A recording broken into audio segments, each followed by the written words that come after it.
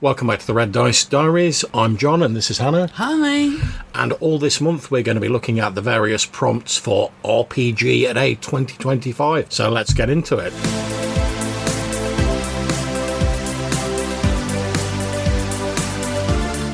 Day 30, and the word is experience. What sort of experience do you want from your game, John? Well, what I was thinking is, obviously I run a lot of D&D games and sort of OSR games and stuff like that. And obviously we all know the idea of, from D&D and many, many other RPG games, you do stuff, you get experience points. When you get so many experience points, you either gain extra abilities or you go up in levels. XP!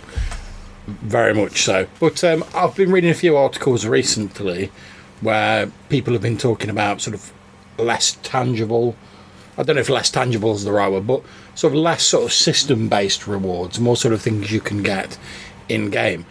And there's an obvious example of that in the older versions of D&D where they talk about like you getting titles and stuff like that, which are obviously in-game.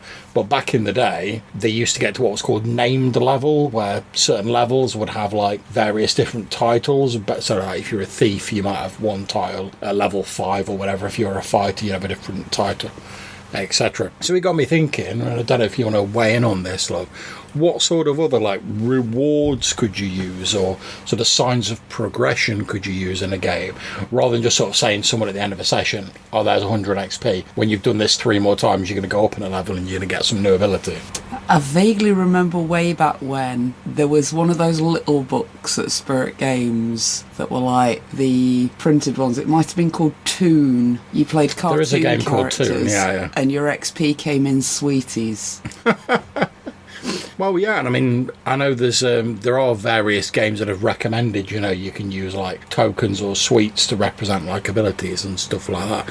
I was thinking more those sort of like in-game rewards. And I suppose the sort of the best one I can think of is that in the stereotypical sort of D&D game, where you're based in a town or whatever, obviously the reward of doing more adventures and sort of getting to know people in the town is that if you do an adventure for, I don't know, let's say the baker in the town or whatever, he's doing the stereotypical, I've got rats in my cellar, go and sort them out for me.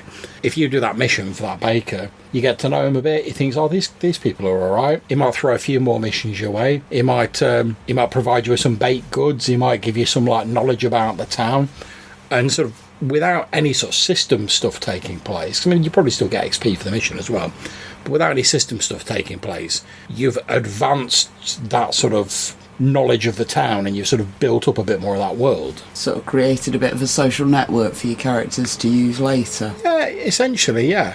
And obviously the benefits you get out of it, obviously you get more role play out of it, because you might go, you call into town, you're like, oh, let's go and see old Bill the Baker who like hooked us up with them strudels last time. But that's reward, and I can see that's on the list tomorrow. Experience, on the other hand, for me, seems to be supposed to represent, although it doesn't always, the idea that you learn from doing. Yes. And the idea that your character who's never been into a dungeon before is going to learn a lot from going out into that cellar full of rats or whatever, and therefore his actual abilities as a hero are going to go up. Yeah, I think that's an interesting point, and I know there are quite a few systems where sort of in various slightly different ways they do sort of model that, like which roles you made during the session are the ones you're likely to improve. I know Blades in the Dark, if you're making a sort of desperate or difficult roll, you get an XP for that attribute, and then when you get enough, that attribute will go up. Burning Wheel gives you a chance if you fail a roll, stuff like that.